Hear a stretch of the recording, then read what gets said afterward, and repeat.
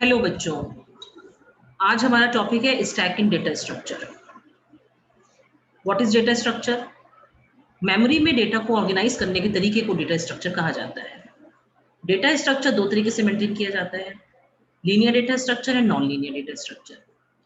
Linear data structure के अंदर आपके arrays, stacks, queues, link list आते हैं and non linear data structure में आपके ट्रीज और ग्राफ्स आते हैं। लीनियर डेटा स्ट्रक्चर क्या होता है? In linear data structure, elements are stored sequentially or in contiguous manner. It means ये हुआ कि डेटा एक के बाद एक ही लीनियर डेटा स्ट्रक्चर के अकॉर्डिंग स्टोर किया जा सकता है। जैसे आपने एरे में अगर पढ़ा हो, अगर हमारा फर्स्ट एलिमेंट 0 लोकेशन पर है तो नेक्स्ट एलिमेंट हमारा 1 लोकेशन पर मिलेगा, फिर 2 लोकेशन पर मिलेगा, फिर 3 लोकेशन पर मिलेगा। अब 3 के बाद अगर आपको कोई भी डेटा स्टोर कराना है तो आप 4 पोजीशन को स्किप नहीं कर सकते। आपको 4 पोजीशन पर ही अपने डेटा को स्टोर कराना होगा, उसके बाद आप 5th पोजीशन पर जाएंगे and so on. This is called the linear data structure, and this formation is called the sequential or contiguous memory location. Second point is elements can be traversed in a single run. एक ही run में सारे elements को ट्रेवर्स किया जा सकता है according to linear data structure.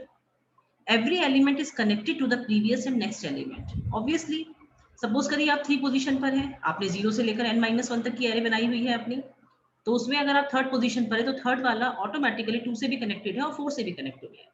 अगर आपका एलिमेंट 1st पोजीशन पर है, सपोज करिए 0 पोजीशन पर है, तो आपका एलिमेंट 1 पर ही मिलेगा, 2 पर नहीं आएगा। तो 0 is connected to 1, 1 is connected to 0 and 2, 2 is connected to 1 and 3 and so on. What is stack? अब इस वीडियो में हम किसके बारे में पढ़ रहे हैं? स्टैक लीनियर डेटा स्ट्रक्चर के बारे में। तो ये एरे से किस तरह से डिफर करता है, किस तरह से अलग है? देखिए, एरे जो होता है इसके अंदर आप डेटा को किसी भी पोजीशन पर इंसर्ट या डिलीट करा सकते हैं, लेकिन उसका एल्गोरिदम अलग हो जाता है। अगर आपने किसी पोजीशन से डेटा को डिलीट कराया तो आपको बाकी के सारे जो डेटा एलिमेंट्स होते हैं उनको आपको उस पोजीशन पर आगे स्टोर कराना पड़ता है, आगे उसको शिफ्ट करना पड़ता है। लेकिन स्टैक के अंदर एक पॉइंट अटैच है, this follows the concept of LIFO, last in first out. और इसके अंदर एक ही टॉप पॉइंट होता है जिसके अंदर आप डेटा को इंसर्ट करते हैं और उसी पोजीशन से आप डेटा को डिलीट कर सकते हैं। That position is called the top position. तो ये एक LIFO के कंसेप्ट को फॉलो करता है। LIFO की फुल फॉर्म होती है लास्ट इन फर्स्ट आउट। जो बाद में आया है वो पहले चला जाएगा। A stack is a list of elements in which an element can be inserted or deleted only at one end, that is called the top position. A stack is a specialized data storage structure called abstract data type.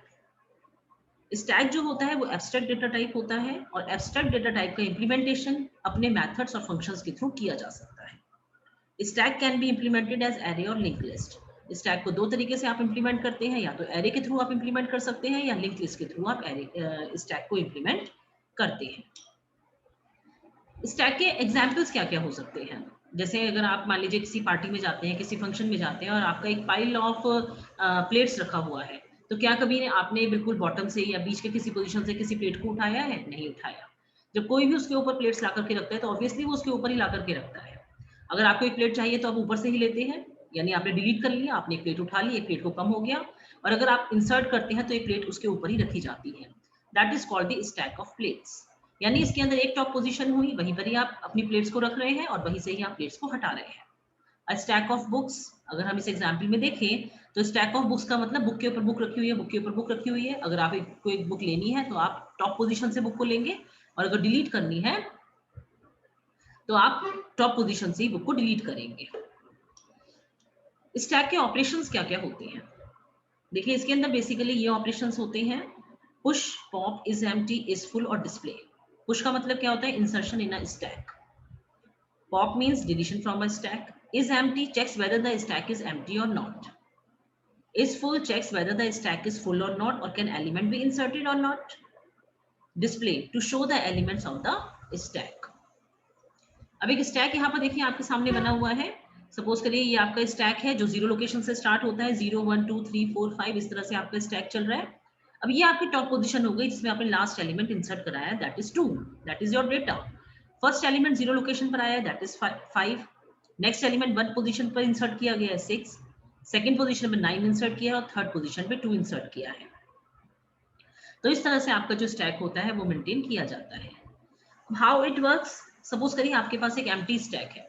अभी initially यहाँ पर हमारे पास कुछ नहीं है, आपने अपनी top position को -1 इनिशियलाइज कर दिया, यानी टॉप इज इक्वल्स टू अगर -1 होता है, क्योंकि हमारा स्टैक अगर 0 लोकेशन से स्टार्ट होता है तो टॉप की वैल्यू हमारी -1 हो जाती है।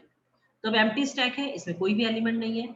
एक एलिमेंट आपने यहाँ पुश किया, जब आपने एक एलिमेंट यहाँ पर पुश किया, सपोज आपने 1 डेटा एलिमेंट है आपका, डेटा की वैल्यू 1 है, तो ये पुश होकर यहाँ पर इस तरह से आ गई। अब आपने एक सेकंड एलिमेंट पुश किया, तो अब आपका यहाँ पर सेकंड एलिमेंट आ गया।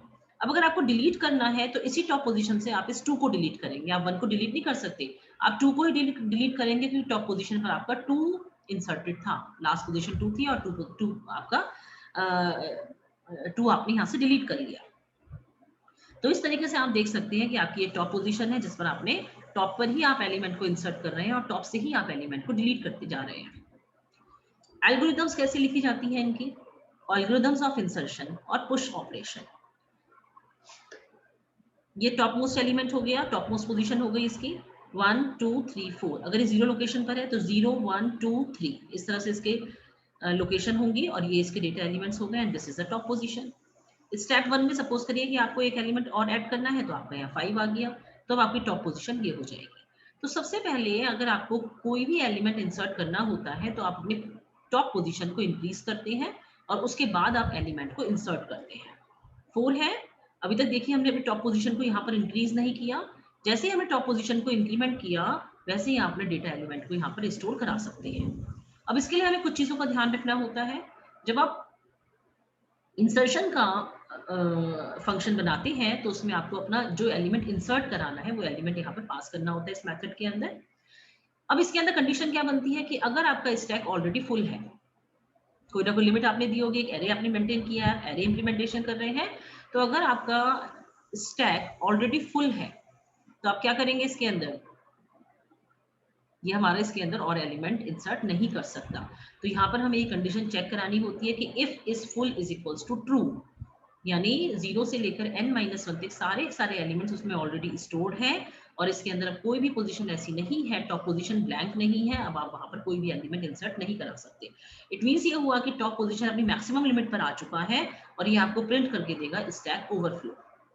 नहीं तो क्या करेंगे आप अपनी टॉप की पोजीशन को एक इंक्रीज करेंगे, top is equals to top plus 1 करेंगे, जैसे आप यहाँ देख सकते हैं।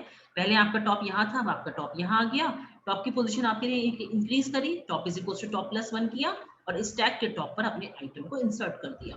तो I think this is very simple. Stack बहुत ही आसान सा है, इसमें ज्यादा कुछ नहीं करना है हमें, बस अपने टॉप पोजीशन को आप एक इंक्रीमेंट कर दीजिए और वहां पर टॉप पोजीशन पर आप एलिमेंट को इंसर्ट करा दीजिए और अपने लूप से बाहर आ जाइए। Now the next is algorithm of deletion pop operation. Similarly, आपको कुछ चीजों का ध्यान पॉप कराते हुए भी रखना होता है कि आप डिलीट कैसे कराते हैं। पहले आप एलिमेंट को डिलीट कराते हैं और टॉप की पोजीशन माइनस माइनस बाद में करते हैं। This is the difference between the push and pop operation. कि पुश कराते हुए you have to keep in mind कि firstly you have to increase the position of top, but in the case of deletion you have to delete the element firstly and then you have to decrease the position of top. Deletion operation हुआ, if is empty. अब अगर आपके stack में कुछ है ही नहीं, जो आपने एरे स्टैक बनाया हुआ है, अगर आप इसके अंदर कुछ है ही नहीं तो आप डिलीट किसको करेंगे? तो आप कंडीशन चेक करवाएंगे कि if is empty is equals to true, it means top की पोजीशन हमारी -1 है and there is no element which is to be deleted. तो यह क्या मैसेज शो करेगा? Stack underflow. अदरवाइज आपने क्या किया, सबसे पहले स्टैक के टॉप पोजीशन से अपने आइटम को एक्सट्रैक्ट करवा लिया, उसके बाद आपने टॉप की पोजीशन को एक कम कर दिया, top is equals to top -1 और अपने लूप से बाहर आ जाते हैं। Now the next is algorithm of traverse और डिस्प्ले ऑपरेशन। सारे एलिमेंट्स को हमें डिस्प्ले कराना है, जितने भी एलिमेंट्स अल्टीमेटली आपके पास स्टैक में आकर के इकट्ठे हो गए हैं। तो सपोज करिए 0 से लेकर के टॉप पोजीशन तक आपको अपना लूप चलाना होगा डिस्प्ले कराने के लिए। तो 0 1 2 3 इतने हैं, तो 0 से लेकर 3 तक आप लूप चलाएंगे, टॉप पोजीशन तक आप चलाएंगे और सारे एलिमेंट्स को डिस्प्ले कराते चले जाएंगे। आपने यहाँ डिस्प्ले मेथड बनाया इफ इज एम्प्टी। यहाँ पर भी देखिए आपको एक कंडीशन चेक करानी है कि if is empty is equals to true. तो आप डिस्प्ले क्या करवाएंगे, अगर वहां पर कोई भी एलिमेंट है ही नहीं, तो अगर आपका स्टैक ब्लैंक है, कुछ भी नहीं है, तो आप उसमें कुछ भी नहीं कराएंगे। और इसको आप किस तरह से देते हैं कि टॉप की पोजीशन अगर आपकी -1 है, it means there is no any element in the stack, then print no element to display.